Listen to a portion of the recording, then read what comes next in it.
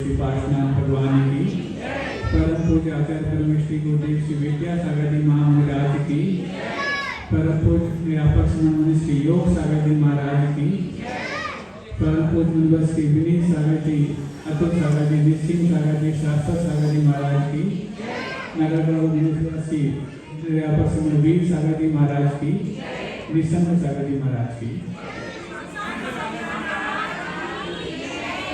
हाँ, आप लोग तैयारी से आए हैं ना? क्या तैयारी करके लाए? अच्छा, सब लिख रहे। अच्छा, ऐसा तो नहीं आप लोगों की लिखने की हैबिट छूट गई हो, क्योंकि आपको चैट करते करते राइट करने की आदत तो छूट गई हो। फिर भी कम से कम इस बहाने आप राइटिंग अपना पुराना याद कर लोगे कि कैसी बची है। लिखने पर तारी लिखा जा रहा है कि कोई ई और ओ बन रहा है, देख लेना कम से कम, है ना? हाँ, सुनो, क्योंकि आप लोगों ने इस स्वाध्याय का नाम क्या दिया है? सदाचार। क्योंकि सुबह श्राप का आचार, बीच में मानव धर्म, वो भी श्राप का आचार है, और ये सदाचार है। क्योंकि आचार्य जी का आचार पर्यावरण दिवस का 100वें वर्ष चल रहा है, तो ऐसे में आचार की बात हो। वैसे देखा जाए ना, तो आपकी बात को किसी को समझाने के लिए आवाज ऊंची नहीं करनी पड़ती। आवाज ऊंची करने से हमारी बात वजनदार नहीं हो जाती, लेकिन आचार इतना ऊंचा कर दिया जाए कि कोई भी व्यक्ति बात सुनने के लिए मेहनत करने लग जाए, तब तो कोई बात है। और गुरुदेव ने अपने आचार को इतना ऊंचा उठाया है, इतना ऊंचा उठाया है कि जब तक वो दिन में एक आध बार किसी के सामने ओम तक ना बोल रहे हैं, बाकी प्रवचन सौभाग्य की बात है, लेकिन कुछ नहीं बोल रहे हैं, वो कितना भी बोल रहे हैं, तो व्यक्ति कई दिनों तक कहता है कि आचार्य जी के सामने जब हम नमोस्तु करने गए थे तो हमने ओम के साथ आशीर्वाद दिया। क्यों? क्या ओम आपको सुनने में कभी नहीं आता? अन्य जगहों पर आता है ना? और आप तो पूजा में सारे मंत्र ओम के साथ ही शुरू करके बोलते हैं, ओम ह्रीम श्री। जब गुरुदेव ने ओम बोल दिया था, क्या हो गया? अरे इतने बड़े आचार्य के स्तंभ जो अपने आप में, अरे मान को तंग करना जिसको आ गया है, उसी को तो हम मान तुमको मानते हैं। और जिन्होंने अपने मान को इतना तंग किया, इतना तंग किया, इतना तंग किया कि हम सबने उनको सम्मान के सबसे बड़े तुम को बिठा दिया। जब वो हमारे लिए ओम भी बोल देते हैं तो ऐसा लगता है कि पूरी की पूरी दिव्य ध्वनि हमारे लिए सुना दी। ऐसी हम प्रत्येक उनकी वाणी में दिव्य ध्वनि समान हमारे लिए जो अनुभूति होती है, उन्हीं के माध्यम से हम आज किस तक पहुंच पाए हैं। बात चल रही थी कल कि आपको शिक्षा संबंधी बात भी सुननी है, गृहस्थी संबंधी भी सुननी है, व्यापार संबंधी भी सुननी है, तो बहुत सारी बातें सुननी है। सुनना नहीं सुनना? अच्छा, ये सब कुछ पीछे आपका लक्ष्य क्या होता है पहले बने समझ में। चाहे वो बच्चे पढ़ाई कर रहे हो, चाहे वो व्यापार कर रहे हो, या जॉब कर रहे हो, या आप लोग अपनी गृहस्थी चला रहे हो, या और भी जो हाउस वाइफ होते हैं या वर्किंग वुमेन, बहुत सारी व्यवस्थाएं होती है आज के समय में। मतलब जो हाउस वाइफ होती है वर्क नहीं करती होंगी ऐसा लगता है, क्योंकि वर्किंग वुमेन का नाम वर्किंग वुमेन है, जो जॉब करते हैं उसका नाम वर्किंग वुमेन है। मतलब आप लोग वर्किंग में हैं क्या? नॉन वर्किंग है, निष्क्रिय हैं आप लोग, नहीं ना? तो ऐसा क्यों कि उनको वर्किंग वुमेन बोला जाता है, जो जॉब कर रहे हैं उनकी आपको बोल दिया जाता है कि हाउस वाइफ है? ऐसा नहीं, ये व्यवस्थाएं आज की बनाई गई है। तो अब इन सब के पीछे लक्ष्य क्या? पढ़ाई कर रहे हो, चाहे वो जॉब कर रहे हो, चाहे व्यापार कर रहे हो। ए बच्चों पीछे शांत रहो। इसके पीछे लक्ष्य क्या होता है?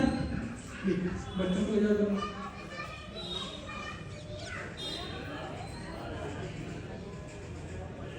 हाँ सुनो, यहाँ सबसे आगे बैठ जाओ, सुनो, हमारे मतलब की बात करें। हाँ सुनो, आप लोग सुनो। तो इसके पीछे लक्ष्य क्या होता है? तो पहला सा लक्ष्य आप लोग क्या बोल रहे थे? ये पैसा कमाना पड़ता है, गृहस्थ जीवन की साधुबंदी है, अर्थोपार्जन पहला आपका लक्ष्य होता है। उससे आप क्या करना चाहते हो? सुख सुविधाएं। उससे आप क्या करना चाहते हो? सेटिस्फैक्शन। उससे आप क्या करना चाहते हो? जब ये प्रश्न लगातार आपसे पूछता जाऊं तो अंत में जाकर के आप इसमें थम जाएंगे कि शांति चाहते हैं। किसी आपका लक्ष्य नहीं है, ये तो आप सज्जन व्यक्ति हो, किसी दुर्जन से भी पूछा जाए जवाब देगा वो बार बार जब उससे प्रश्न पूछते आप अंत में पूछोगे इससे तुम क्या पाना चाहते हो, तो वो भी ये कह देगा शांति पाना चाहते हैं। मतलब हर व्यक्ति का अंतिम लक्ष्य शांति है। सुन रहे हो बच्चों, बड़े बच्चों तुम भी सुन लो, हर व्यक्ति का अंतिम लक्ष्य शांति है। अब शांति को प्राप्त करने के हमारे पास उपाय क्या है? एक ह्यूमन बीइंग के पास क्या है? 5 इंद्रियां और एक मन, कुछ और है इसके अलावा आपके पास? नहीं ना। अब ये 5 इंद्रियों में सबसे ज्यादा इंपैक्टफुल क्या है? तुम्हारी eyes. There are 83% impaction of the visually impact. हम विजुअली 83% इंपैक्ट होते हैं, मतलब देखने के माध्यम से हम 83% प्रभावित होते हैं, सुनने के माध्यम से 11%, सूंघने के माध्यम से 3.5%, चखने के माध्यम से 1% और छूने के माध्यम से 1.5%। लिख लेना आप लोग, बाद में भी काम आएगा, इस बारे में अपन विचार करते रहेंगे। बाद में देखने के माध्यम से कितना? 83%, सुनने के माध्यम से या चखने के सूंघने के माध्यम से 3.5%। आपको देखने में तो आ रहा, सुनने वाले नहीं आ रहे।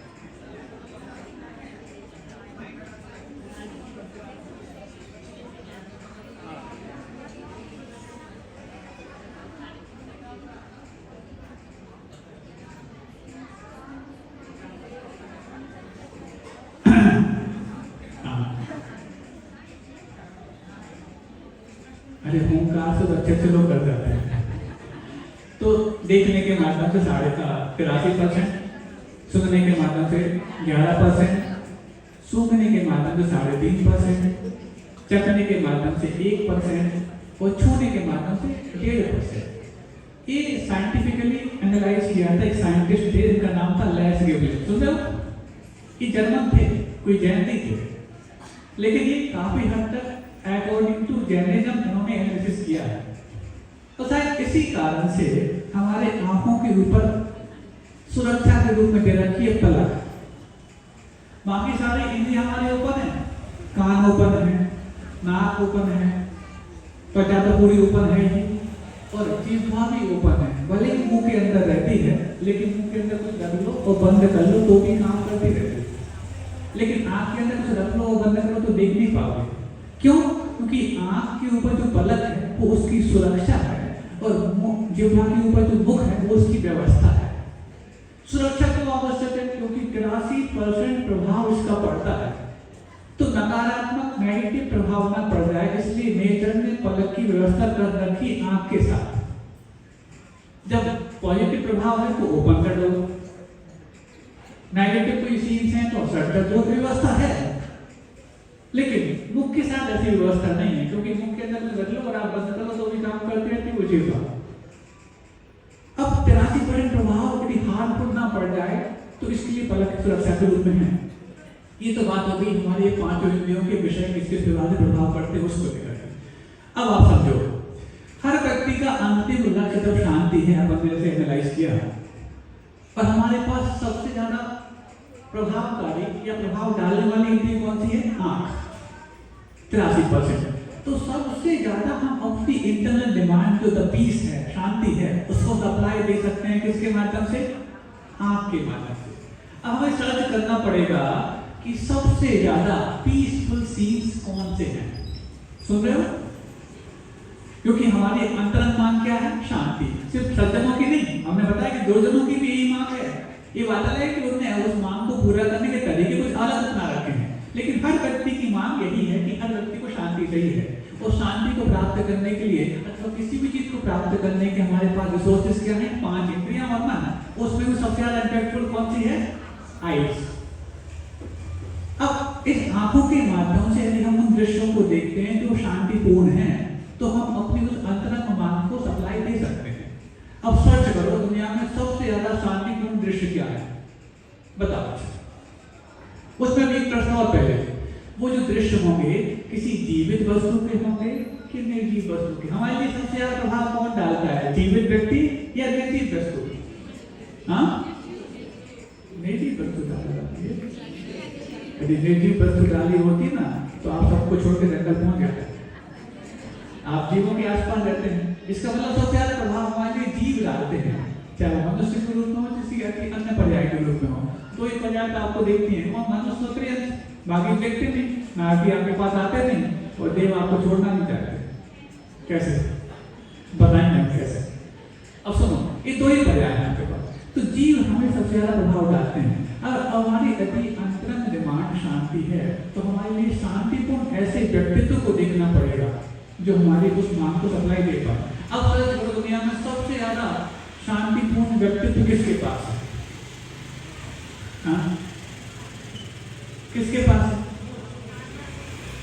अभी तो आपकी आस्था हो रही है कि दिगंबर बदला, जो नॉन जैन है उनके अपने अपने हालात हैं, कुछ लोग तो नास्तिक होते हैं, उनकी अपने अपने सोचे हैं। अब इन सबकी अपने अपने आस्था के विषयों को हम टच न करते हुए एक सामान्य एनालिसिस करते हैं कि वाकई में शांतिपूर्ण दृश्य होंगे कौन से होंगे। अब हर व्यक्ति के अपने अपने आराध हैं, कुछ आपके लिए लगते हैं अपने आराध, कुछ उसके लिए लगते हैं अपने आराध, और हर व्यक्ति अपने आराध को भगवान बोलता है, बोलता कि नहीं बोलता। लेकिन अपन ऐसा समझे कि अपन ना जैन है ना नॉन जैन है, एक समाज से किसी भी आस्था के विषय का हम प्रवेश न करने आए हैं, उसको विस्तृत करने आए हैं, तो अपन सर्च करते हैं सबके लिए। अब जिनके पास अस्त्र हैं, शस्त्र हैं, क्यों रखता अपने पास व्यक्ति शस्त्र को? बताओ, या तो डरता है या डराना चाहता है। तो डरना और डराना ये दोष है कि गुण? अच्छा ये बताओ, आप अपने आराध्य को आराध्य किस आधार पर मानते हैं? गुणों के आधार पर कि दोषों के आधार पर? हाँ, बहुत अच्छे, बहुत अपने आप में बढ़वाना आप लोग तो। यदि गुणों के आधार पर उनको आराध्य मानते हो तो उनके पास आपसे ज्यादा गुण हो वो थोड़े बहुत दोष में चल जाएगा, आपसे ज्यादा दोष हो थोड़े बहुत गुण हो चल जाएगा, पूरे के पूरे गुण हो एक आध 200 चल जाएगा नहीं, पूरे गुण हो बिल्कुल दोष ना हो चल जाएगा। अरे वाह, बहुत अच्छे आप लोग। चलो कम से कम आपने अपने आराध्य को बनाया, इनके पास एक भी गुण कम ना हो और एक भी दोष ज्यादा ना हो, ऐसा नहीं, सारे के सारे गुण हो और एक भी दोष ना, ऐसा माना ना आपने। अब सुनो, इसी कसौटी पर कस के हम सबको देखते हैं। तो ये डरना और डराना है, एक गुण है कि दोष, और जिनके पास आपसे भी ज्यादा मात्रा में अस्त्र है, शस्त्र है, वो आपसे बड़े दोषी कि आपसे कम दोषी? ठीक है ना? किसी का नाम लिए बड़ा समझते जाना आप। दूसरा वस्त्र की बात है, वस्त्र अपने पास कौन रखता? जिसको ठंडी गर्मी सहन नहीं होती, लज्जा सहन नहीं होती, अथवा और भी कभी कार्य इत्यादि वो सहन नहीं होती, तो जिनके पास 3 लोग के वस्त्रों का जखीरा अपने पास है, वो 3 लोग का बड़ा दोषी कि छोटा दोषी? क्योंकि जिसको लज्जा सहन नहीं हो रही, ठंडी गर्मी सहन नहीं हो रही, वो दोष है कि गुण है ना? अब आगे समझ में। अब इसके बाद आती है परिग्रह की। परिग्रह का मतलब वस्तु गई, जैसे आप लोग सब घर छोड़कर यहाँ पर आ गए तो निष्परिग्रह हो क्या? दिमाग में तो पूरा घर बैठा हुआ है, पर हम लोग आपके घर में जाते हैं तो परिग्रह हो क्या? महाराज 1 घंटे आप रहते हमारे घर में आहार करने जब आते हो तो 1 घंटे का परिग्रह तो मानना चाहिए नहीं। वस्तु का नाम परिग्रह नहीं, वस्तु के प्रति अटैचमेंट हो उसका नाम परिग्रह है। अटैचमेंट हो या डिटैचमेंट हो, दोनों में टचमेंट तो होता ही है, लिख लेना। क्या कहा? अटैचमेंट हो या डिटैचमेंट हो, दोनों में टचमेंट तो होता ही है। क्योंकि किसी से आप भाग रहे हैं तो उससे आप टच थे, इसलिए तो भाग रहे हैं, मतलब आप उससे भाग रहे हैं, मतलब आप उससे, इसी का नाम टचमेंट। और किसी से जुड़ रहे हैं वो टचमेंट है ही ऑलरेडी। तो राग हो अथवा द्वेष हो, दोनों में आप उससे मोह तो लगे हुए हैं, इसी का नाम टचमेंट है, इसी का नाम डेल्यूशन है। ठीक है?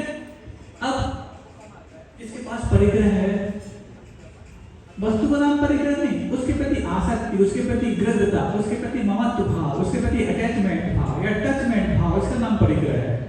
कौन रखता अपने पास परिग्रह?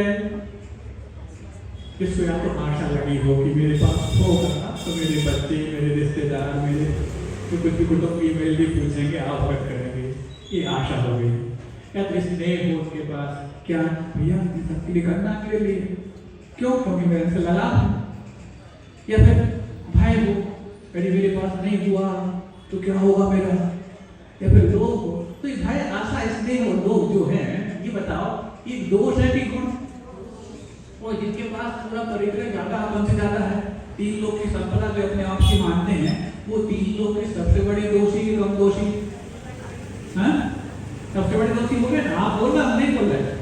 अब इनके पास अस्त्र हैं, शस्त्र हैं, वस्त्र हैं, परिग्रह है और आपसे ज्यादा मात्रा में है, तो क्या उनको आप शांत मान सकते हो या आपके आराध्य मान सकते हो? क्योंकि आपके पास एक सुई होती है तो उसको रखने में, उठाने धरने में मन की अशांति आ जाती है। तो जिनके पास तीन लोग का भंडार है, उनके पास होता क्या है? शांति नहीं ना। पर आप सबकी अंतरंग मांग क्या है? शांति। जैसे अपने एनालाइज किया था, क्योंकि जब भी किसी प्रॉब्लम को फेस करके हम कॉम्प्रोमाइज कर रहे होते हैं, उसका एकमात्र कारण है ठीक से एनालाइज नहीं करना। और एनालाइज कर लेते हैं तो उसको रियलाइज नहीं करना, और एनालाइज और रियलाइज के बावजूद भी प्रॉब्लम कॉम्प्रोमाइज हो रही है तो उसके अकॉर्डिंग एक्सरसाइज नहीं करना। ये तीन ही कारण है किसी प्रॉब्लम को कॉम्प्रोमाइज करने के।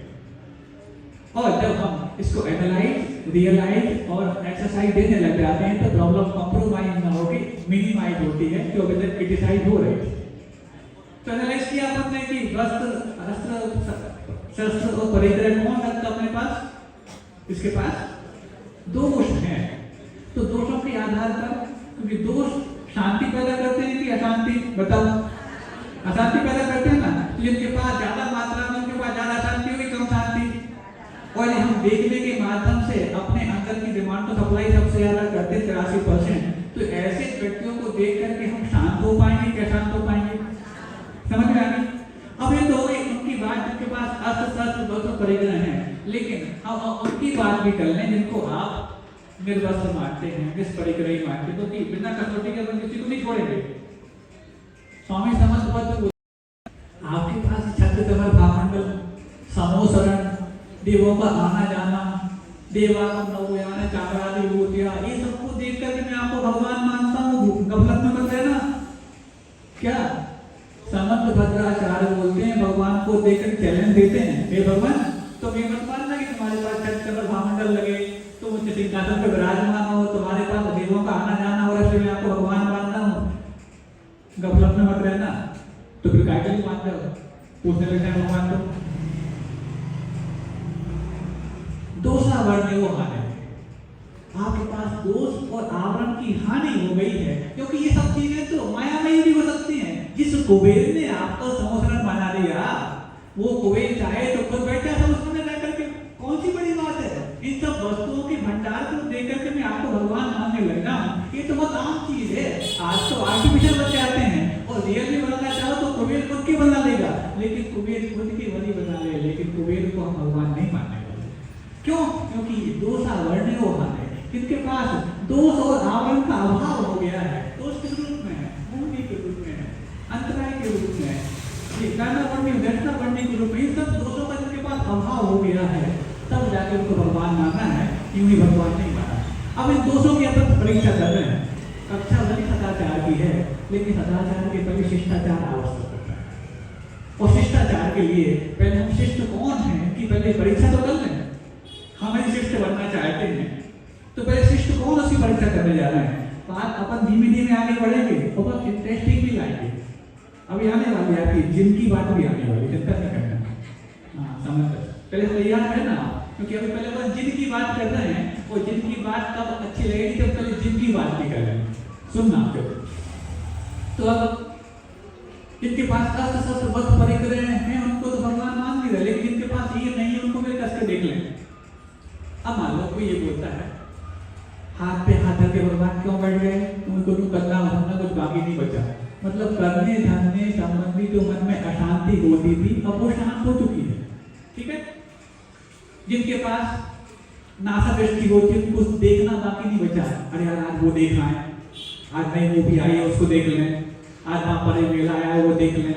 ये ताक झाक करना उनको नहीं है। दुनिया की सारी चीजें उनकी केवल ज्ञान में जन्म में क्या देखना चाहते हैं। मतलब जो देखने ताकने झाकने संबंधी मन में अशांति थी, वो सब शांत हो चुकी, तब तक आंखें देखते करके बैठ चुके हैं। परमात्मा बैठ गए, अथवा पड़कासन खड़े हो गए, इसका मतलब कुछ चलना बाकी नहीं बचा कि आज बर्डी घुमाए हैं, आज पूना घुमाए, आज मंदिर घुमाए। नहीं है, दुनिया की सारी चीजें घूम चुकी, अनंत काल से घूमने के अलावा यही क्या है। तो जिनको करना धरना चलना फिरना उठना बैठना खाना पीना इन सब की जो अशांति मन में होती थी सब शांत हो चुकी है। तब तो सबसे बड़े दृश्य मानेंगे। अच्छा ये बताओ, यदि ऐसा करने से कि जो नाथा दृष्टि कर ले, हाथ पे हाथ करके बैठ जाए, पद्मासन बैठ जाए अथवा खड़ासन खड़ा हो जाए, इसको यदि आप शांति के दृश्य मानते हो तो कल को मैं बैठ जाऊं, ठीक है, कल को आप बैठ जाओ तो आपको मान लग जाएंगे शांति के दृश्य। ऐसा संभव है क्या? क्यों? क्योंकि आपके पास एक सीमा है, आप एक समय तक बैठ सकते हैं और यहाँ पर ऐसे बैठ सकते हैं कि जो देखने वाले बाहर हो फिर जाकर अपना काम शुरू कर सकते हैं। तो इस संबंधी भी आपके अंदर अशांति बची है तो आप पूरे अभी शांत नहीं हुए हैं। जो अनंत काल के लिए इस प्रकार से बैठ चुके हैं वही पूर्णता शांति के परिचायक हैं और हमारी अंतरंग मांग क्या है? शांति। तो यदि ऐसे दृश्यों को हम देखते हैं तो अपनी अंतरंग मांग को सप्लाई दे रहे होते हैं, इसलिए भगवान के पास आ रहे होते हैं। भले कहते हो तुम बिन में व्याकुल भयो जैसे जल बिन मीन जन्म जरा मेरी भरो करो मोह स्वामी, नहीं बोलते क्या आप लोग? बोलते हो ना, लेकिन यूं ही नहीं बोलते कि वो ऐसे बैठने इसलिए बोलने लग जाए और जनवाणी ये लिखा इसलिए पढ़ने लग जाए। नहीं, हमने बहुत कसौटी पे कस के इनको परखा है तब जाके ऐसा निर्णय लिया। अब ठीक है, अब एक व्यक्ति है जो गया मंदिर में वो जाकर क्या सोचता है भगवान ऐसा कर देंगे वैसा कर देंगे, तो सोचता है जब कर वो तो कुछ करते ही नहीं तो उनके पास जाने से होना क्या? जब वो लेते देते नहीं उनके पास जाने से होना क्या? और जो लेते देते थे उनके पास जाने से मना करते हो, कौन? मिथ्या देवी थे। जो देते लेते नहीं है वितरागी हैं उनके पास जाकर बोल तो भगवान आप ही सबको संभालने वाले हो, आप ही सबको करने वाले हो, मतलब जिसने करना बंद कर दिया उसे करवाने की बात सोचते हो और ज्यादा हो भगवान उठा ले, मतलब वही कुली है जो उठाएगा धरेगा आपके लिए। और कोई काम नहीं बेटा, एक ही काम होता है बढ़ाने करने का नहीं, मतलब जो कर्तव्य से मुक्त हो चुके हैं उनको करने का काम ठेका देते हैं और जो करते चाहते हैं उनके पास जाने से मना करते हो। समझ में नहीं आता क्या करना चाहते हो? सुन लो, बहुत अच्छी बात है क्योंकि ये प्रश्न तो आपके मन में बड़े होते हैं। इन प्रश्नों का जब तक समाधान नहीं होगा तब तक आपका सही इनसे लगाव नहीं होगा और अभी तक जो हो रहा है ना वो लगाव आपका आर्टिफिशियल है। अब उस लगाव को रियल करने के लिए अपन बैठे हैं यहाँ पर। तो महाराज जब ये करते करते नहीं उनके पास जाएं क्यों? बहुत अच्छी बात है। ऐसी प्रश्न किसी के मन में उठा कि करते नहीं है तो फिर जाएं क्यों उनके पास? तो ये अच्छा उदाहरण है। एक लड़का बहुत दुबला पतला था, सुनना युवा था, सुन रखा था उसने, क्या सोच रखा था कि जिम जाओ वहां थोड़ी सी एक्सरसाइज करो आप हट्टे कट्टे हो जाएंगे। अच्छे हो गया, जाके देखा तो बहुत सारी मशीन लगी थी वहां पर। वो वहां जाके क्या देखता है कि ऐसी कोई ऐसा कर रहा, कोई ऐसा कर रहा, वैसा कर रहा। उसको लगा ऐसा ना हो कि 24 छब्बे बनने जाए और 2 बन के लौट आए, हाथ पैर और टूट जाए। तो उसने देखा साइड में मुकदर रखा हुआ है सिंपल सा, उसने कहा इसमें कोई दाम नाम नहीं है। उसने उठाया, उसको घुमाना प्रारंभ किया, चारों तरफ घुमाते घुमाते घुमाते क्या देखता है 15-20 दिन में उसकी अच्छी बॉडी डेवलप हो गई, उसकी खुराक बढ़ गई। अब वो क्या देखता है कि ये मोटर बहुत चमत्कारी है, जब से मैंने इस मुकदर को यूज किया तब से इसने मेरे अंदर एनर्जी भर दी। ऐसा सही है क्या? क्या मुकदर ने उसके अंदर एनर्जी भर दी? तो क्या मुकदर के बगैर उसको एनर्जी मिली? एक आदमी तो हाँ बोलो भाई, दोनों में हाँ बोल रहे हो। क्या मुकदर ने उसके अंदर एनर्जी भर दी? क्या मुकदर के बगैर मिली? तो फिर क्या हुआ महाराज? ना मुकदर ने उसका एनर्जी भरी, ना मुकदर के बगैर मिली, लेकिन मुकदर एक निमित्त बना उसके अंदर सोई हुई एनर्जी को डेवलप करने के लिए। ऐसे भगवान ना तो हमें लेते देते हैं ना उनके बगैर मिलता है। जब उनके बगैर नहीं मिलता तो मतलब देते होंगे नहीं, वो कुछ नहीं लेते देते, लेकिन वो एक ऐसे निमित्त बनते हैं जो हमारे कर्मों के आवरण को दूर करके, जो हमारे कर्म के उदय में हमारे लिए बाधाएं आ रही थी, जब बाधाएं दूर हो जाती हैं तो अपने आप चीजें मिलने लग जाती हैं। जैसे किसी व्यक्ति को सर्प ने काट लिया हो, उदाहरण है वो पक्का प्रैक्टिकल उदाहरण, अभी मरा नहीं, मरना सन्न है, वो आंगन में पड़ा हुआ है, बहुत देर हो गई तो मर जाएगा, पक्की बात है। इतने में भी आकाश से गरुड़ पक्षी होता है। गरुड़ जानते हो? गरुड़, वो गरुड़ पक्षी होता है, जब वो निकल जाए वो उसकी दृष्टि इस सांप काटे हुए व्यक्ति पर पड़ जाए तो उसका जहर दूर हो जाता है। ये सत्य बात है, प्रैक्टिकल बात है। क्यों? गरुड़ और सांप एक दूसरे के एनिमी है, शत्रु है। जहां एक रहता है वहां पर दूसरे का नामो निशान भी नहीं पड़ता। तो उस नामो निशान उस जो सांप काटे हुए व्यक्ति को उस सर्प के दंश के रूप में था, उसकी दृष्टि पड़ती हुई आकाश से उसका सर्प का जहर दूर होने लग जाता। ये तो इत्तेफाक की बात है, किसी को सांप काट ले और खुले आसमान में पड़ा हो, वो करोड़ निकल जाए, उसकी दृष्टि पड़ जाए तो संभव है ऐसा। नहीं तो तुम लोग ढूंढने लग जाओ कि सांप काटे हुए लगा करोड़। हाँ, ये आ जाए तो अच्छी बात हो सकता है, कोई बड़ी बात नहीं। तो ऐसे ही भगवान कर्मों से रहित हैं और अपन सब कर्मों से सहित हैं। जहाँ कर्मों से रहित हैं वहाँ कर्म टिकते नहीं, और जो कर्मों से सहित है वहाँ कर्म से रहित बन सकते नहीं। ऐसे जब उनके समक्ष हम पहुँचते हैं तो हमारे कर्मों के बंधन ढीले पड़ने लगता है। जैसे चंदन के वृक्ष से सांप लिपटे हुए होते हैं, बहुत टाइट होते हैं, कोई सपेरा वहां पहुंच जाए, बीन बजाए तो और टाइट हो जाते हैं। लेकिन वहां पर मोर को मच जाए तो मोर की आहट सुनते ही सांपों के बंधन ढीले पड़ने लग जाते हैं और चुपचाप वो निकलने लग जाते हैं। क्यों? मोर और सांप एक दूसरे के एनिमी है। ऐसे ही हमारे कर्मों के बंधन और टाइट तब होने लग जाते हैं जब हम ऐसे रागी सपेरों के आसपास पहुंच जाते हैं। सपेरे कौन? जो राग देश से भरे हुए सपेरे हैं, क्योंकि हम भी कर्मों के लिए बांधे थे राग देश के कारण। और ऐसे सांप के ऐसे सपेरे की बीज और बढ़ेगी तो हमारे बंधन और बड़े हो जाएंगे।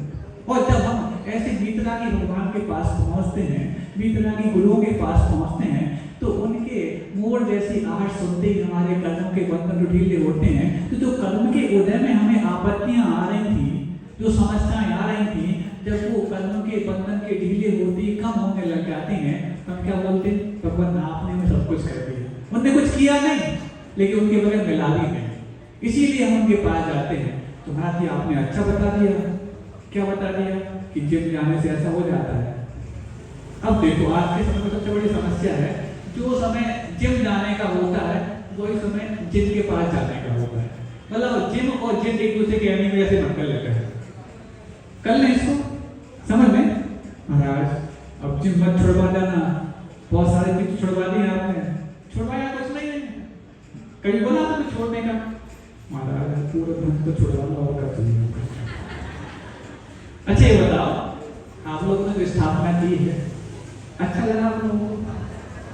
छोड़ने से अच्छा लगता है ना? तो छोड़। आप ही लोगों ने छोड़ा और आप ही लोगों की तारीफ दुनिया में हो रही है। किसकी हो रही? नागपुर की हो रही है तारीफ। क्यों हो रही है?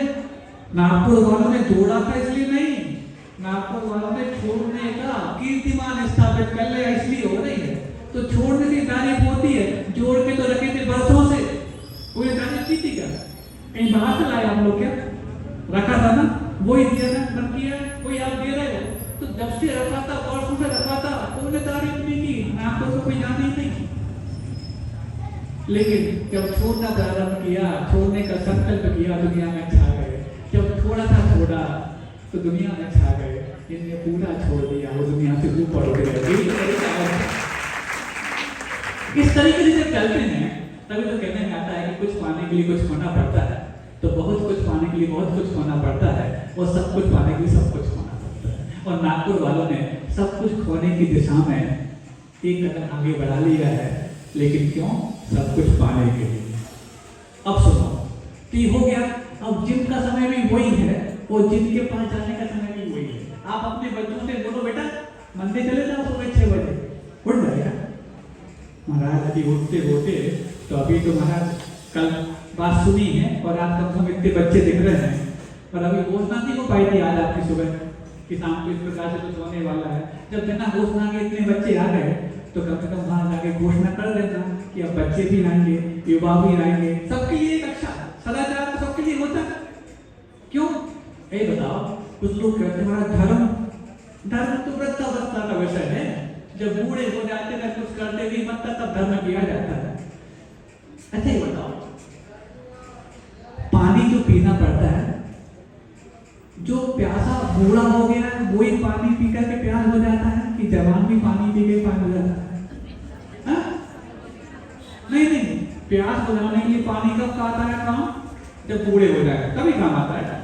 अरे चाहे बच्चे को प्यास लगे तो पानी चाहिए, जवान को प्यास लगे तो पानी चाहिए, बूढ़े को प्यास लगे तो भी पानी चाहिए। इसलिए जिसके जीवन में शांति चाहिए, उसको चाहे बच्चा हो, चाहे बूढ़ा हो, चाहे जवान हो, धर्म के माध्यम से शांति मिलती है। क्योंकि शांति को प्राप्त करने के हमारे पास उपाय जो है वो 5 इंद्रियों और मन में से सबसे ज्यादा प्रभावकारी यदि हमारी आंख है, तो इन आंखों के माध्यम से ऐसे दृश्यों को देखकर के शांति को सप्लाई देने वाली शुरुआत हम करते हैं।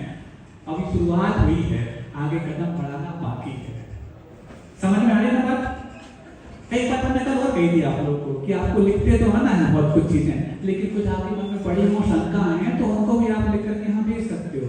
अभी आज भले नहीं भेज पाए, कल से आप लोग ध्यान रखना। हाँ, अब आगे बढ़ते हैं अपन धीरे धीरे करके। अब उनकी साहब जादों को बोलो बेटा सुबह 6 बजे मंदिर चले जाओ, रात को इतने देर सोए कहाँ उठ जाएंगे सुबह सुबह। कोई नहीं बोलो बेटा सुबह 4 बजे आपको जिम जाना है। हाँ, जिम तो जा सकते हैं, मतलब जो सुबह 4 बजे उठ के जिम जा सकता है वो सुबह 8 बजे उनके पास जिम के पास नहीं जा सकता है। जिम क्यों जाता है वो मालूम ना आपको? महाराज जी एक्सरसाइज तो आवश्यक होती है। अच्छा, ये एक्सरसाइज करने जाता है कुछ और करने जाता है जिम में? क्योंकि बहुत सारी बातें हैं जो अभी हम आप लोग के सामने नहीं कर पाएंगे। अलग से बच्चे लोग आते हैं तो हम बता देते हैं लोगों के लिए, कुछ जो बताने लायक आपको बता देते हैं। वो जिम क्यों जाना और क्यों नहीं जाना। क्यों जाते हैं कि जिम में फिट बनते कम जाते हैं, आकर्षण करने ज्यादा जाते हैं। मतलब जिम जाने से बॉडी फिट कम होती है, बॉडी साउंड कम होती है, मन तो साउंड होता ही नहीं, क्योंकि वहां पर मन में कुछ और चलने लगता है। सुन लो, सबके सामने बोल बोल रहे आप लोगों ने, महाराज थोड़ी बचा के रखना, क्योंकि कल हमें आना भी चिंता नहीं करो, बचा के रखेंगे अभी कल आने के लिए। तो ये होगी। दूसरी बात क्या? अच्छा, आप लोगों ने महापुरुषों का नाम सुना? सुना नहीं? जो पुराण ग्रंथ पढ़ते हैं उनमें भी सबसे ज्यादा सुंदर कौन माने जाते हैं? कामदेव। बहुत अच्छा, कामदेव हो, तीर्थंकर हो, इनके बहुत सुंदर माने जाते हैं। यदि ये सौंदर्य जो कट्स है, एब्स पैक्स निकालना सौंदर्य यदि माना जाता हो, तो एक बार किसी प्रतिमा में आपने कट्स और एब्स देखे? तीर्थंकरों की प्रतिमा में कभी आपने कट्स देखे? मतलब ये सौंदर्य नहीं, ये विकृति है। यदि इसका नाम सौंदर्य होता तो सबसे पहले तीर्थंकरों की प्रतिमा में कट्स होते, क्योंकि सबसे सुंदर जो माने जाते हैं उनमें सुंदरता की जो गुण ना हो तो कैसे संभव। इसका मतलब ये इस प्रकार की जो आज लाई गई पद्धति है, ये पद्धति ना भारतीय है ना प्राचीन है, ये तो वहां से भेजी गई एक विकृति है, जिनके जीवन में इस प्रकार की एक्सरसाइज करनी इसलिए आवश्यक थी क्योंकि वो -40 -50 के टेम्परेचर में जीते थे। उनको अपनी शरीर में गर्मी लाने के लिए ये फास्ट एक्सरसाइज करनी आवश्यक थी। अब fast exercise, fast food, fast life, fast drive और फास्ट डेथ, उनकी सब चीजें फास्ट थी। और हमारे यहाँ तो इतना गर्मी वाला मौसम है, -40 बहुत दूर की बात है, 40 कभी 46 पे पहुंच गया तो हमने आप सबको मानते हैं कि आज मौसम ठंडा हो गया। तो यहाँ पर तो इस प्रकार की एक्सरसाइज की आवश्यकता थी नहीं, लेकिन हम खरीद लाए उनसे। हमें अपनी पास जो निधि है उसकी कीमत कम करनी होती है, लेकिन दूसरे की थाली में चमकने वाली वो पत्थर में सोना चमकदार लगता है, इसलिए उनकी थाली में पत्थर उठा लाए अपने पास और मानने लगा कि हम बहुत मॉडर्नाइज हो गए। तो ये व्यवस्था बिल्कुल ठीक नहीं। बाकी बहुत सारी व्यवस्थाएं जो है आपके बारे में बात बता देंगे। अब आते हैं पर इतना तो समझ में आ गया हमारा कि हम भगवान के पास क्यों जाते हैं। अच्छा, इसके बाद एक चीज और समझना आपको। क्या समझना? भगवान के पास चले तो गए। अब यदि इसका नाम दर्शन है कि भगवान के पास हम चले गए, माथा ठोक दिया, मतलब ठोक दिया नहीं, ठोक लगा दी हमने, इसका नाम यदि दर्शन है, वो 5 मिनट चले गए, इसका नाम दर्शन है, तो मंदिर का मालिक तो घंटों रहता है वहां पर। वो तो आपसे धर्मात्मा माना जाएगा। वो जो बोलते हैं दर्शनम जीव देवस्य दर्शनम पापनाशनम दर्शनम सर्वसोपानम दर्शनम मोक्ष साधनम, यदि इसका नाम दर्शन है तो सबसे पहले पाप के नाश, स्वर्ग की सीढ़ी और मोक्ष का साधन मालिक को बन जाएगा, क्योंकि आप तो जाते हो 5 मिनट के लिए, वो तो ज्यादा घंटों। इसका नाम दर्शन है। तो दर्शन कहते किसको है? दर्शन कहते किसको है? एक बात सुन लो, एक अच्छी बात बताना है आपको। ये जो बोलते ना भजन गाते हो, किसी भोजन का त्याग करो और पियो छान कर पानी सुभोजन पानी, है ना? मतलब देव दर्शन करना, रात्रि भोजन त्याग करना और पानी छान के पीना जैनों की निशानी है। ये जैनों के काम ऐसा है ना, हम बोल रहे हैं कि तीनों काम जैनों के नहीं है। सुन लो, पर अच्छी बात, पर अच्छा आपको तरीका बता दी और सहूलियत दे दी कि तीनों काम जैनों के नहीं। पानी छान के पीना, रात्रि भोजन त्याग करना और देव दर्शन करना, ये जो भजन में आप गाते हो, ये तीनों जैनों के काम नहीं है। महाराज अच्छी बात है, आपने बता दी, पहले कौन बताई? हम तो कब से करते आ रहे हैं, बंद कर देते इसको। अच्छा ये बताओ, क्वालिफायर राउंड में कौन बैठता है? वो जो क्वालिफाइड है, जो क्वालिफाइड होना चाहता है वो, बताओ बच्चों कौन बैठता? मतलब योग्यता को परीक्षा करने वाला जो चक्र होता है उसमें कौन बैठता है? जो योग है, ये जो अयोग है, योग बनना चाहता है। हाँ, बहुत अच्छा। अब जो व्यक्ति जैन कुल में पैदा हुआ, क्या वो जैन बनने के क्वालिफायर राउंड में बैठेगा? अरे कोई अजैन यदि जैन बनना चाहता है तो जैन बनने के क्वालिफायर राउंड में बैठे। कौन सा? पानी छान के पीना, रात्रि भोजन त्याग करना और देव दर्शन करना। और जो ऑलरेडी जैन कुल में पैदा हुआ उसमें क्यों बैठेगा? तो फिर क्या करें महाराज जी? यदि जो जैन कुल में पैदा हुआ है, वो श्रावक बनना चाहता है, तो श्रावक बनने के क्वालिफायर राउंड में बैठे। उसके 6 राउंड है: देव पूजा, गुरु उपासना, स्वाध्याय, संयम, तप और दान। मतलब समझ में आ गई ना? जैनों के 3 काम नहीं है। कोई अजैन यदि जैन बनना चाहे तो वो 3 काम करके दिखाए चले। और यदि जैन यदि ये काम करके अपने आप को जैनी मानना है, मतलब अभी तक वो अपने आप को अजैन मान के रखा हुआ था, तो फिर क्या करे? ये 6 जो राउंड है क्वालिफायर राउंड, जो उसके श्रावक बनने के कारण बनते हैं, इसमें यदि बैठता है तब जाके उसके जैन होने का सफलता है। अब चलो आगे की बात कर लें। महाराज बाकी सब तो समझ में आता है, देव दर्शन करना ये भी समझ में आता है कि पानी छान के पी लेना। एक अच्छी बात बता दें, एक शोध हुआ कि जैनों के यहाँ जो पानी छानने की विधि है, कौन सी विधि है? कि सूती कपड़ा हो, इतना मोटा हो कि उसको यदि हम सूर्य की रोशनी में देखें तो हाथ पार रोशनी ना हो पाए, फिर उसको दोहरा करके ऊपर छाना जाए। हालांकि आज से ऐसे होते नहीं, सब लिखने वाली बातें हो गई। सही है, होते हैं आप लोगों के यहाँ से हाथ कर जाता हो तब जाके सब संभव है। नहीं तो क्या रिकॉर्ड कर लेगा और अरे सूर्य की रोशनी तो बहुत दूर की बात है, अपन यहाँ से देखो तो अपना हाथ देख जाए अंधेरे में भी, ऐसे कपड़े तो होने लगे, उसे छानने लगे होते वो लगेंगे चलेंगे वहां पर। ये पानी छानने की वजह नहीं है, लेकिन जो व्यवस्था आप क्या बताइए कि आप कोर्स की बात कर रहे हैं। एक टेरा ग्रीन करके एक मैगजीन आती है यूएस की, सुनो बच्चों सुनो, टेरा ग्रीन करके एक मैगजीन आती है, उसमें एक लेख छपा था, एक शोध था। क्या शोध था? कि जैनों के यहाँ जो पानी छानने की व्यवस्था बताई गई है कि इतना मोटा कपड़ा होना, वो भी ऐसा होना इसलिए कि सूर्य की रोशनी आर पार ना हो पाए, उसका डाया ऑपरेट इतनी होनी कि उसको दोहरा करके छाना जाए, तो इससे होता क्या है? तो उन्होंने शोध किया, अभी कुछ वर्षों पुरानी बात है, वो मैगजीन की कॉपी हमारे पास आई थी, उसको पढ़ के बता रहे हैं आपको। उसमें लिखा था इस प्रकार के कपड़े से पानी छानते वक्त जो कॉलेरा और ट्यूबरकुलोसिस के जो बैक्टीरिया होते हैं, जो इतने सूक्ष्म होते हैं कि इसके ताने बाने से भी आर पार हो सकते हैं। सुनना बहुत अच्छी बात, इंटरेस्टिंग बात है कि वो बैक्टीरिया इतने सूक्ष्म होते हैं कि इस प्रकार के कपड़े से पानी छानते वक्त मतलब इसके ताने बाने से भी पार हो सकते हैं वो, लेकिन वो इस प्रकार के कपड़े से पानी छानते वक्त आर पार नहीं होते। क्यों नहीं होते? क्यों? क्योंकि इस प्रकार के कपड़े में वो उनके ताने बानों में अपना भोजन तलाशने लग जाते हैं और उसकी साइज इससे छोटी होते हुए भी उन भोजन तलाशने के चक्कर में वहीं थम जाते हैं और वहां पार नहीं हो पाते। मतलब इस प्रकार की क्रिया कोष में वर्णित जो आपके पानी छानने की विधि है, वो आपको टीबी और कॉलेरा जैसी भयानक बीमारियों से बचाने के लिए साइंटिफिकली बहुत पहले लिख दी गई है। आज के वैज्ञानिक उसको आज समझ पाए और शोध करके आपके सामने रख दिया। दूसरी बात क्या आती है महाराज? महाराज एक चीज और आती है, रात में भोजन करने की बात जो कहते हैं लोग कि रात को भोजन नहीं करना, उस समय की बात तो समझ में आती जब लाइट नहीं होती थी, बोलते ना तब तक रेखाएं दिख रही हैं तब तक भोजन करना, उसके बाद नहीं करना। अरे आज तो बड़ा इतने बड़े बड़े हरिजन लगी है, रेखाएं तो क्या हम अंदर की स्कैनिंग कर दें पूरी। जब सीटी स्कैन और एमआरआई के जमाने में आप देखा अपनी बात कर रहे हैं, हम अंदर की रेखा पता नहीं कितनी कितनी सेल्स बड़ी बड़ी हुई है नहीं?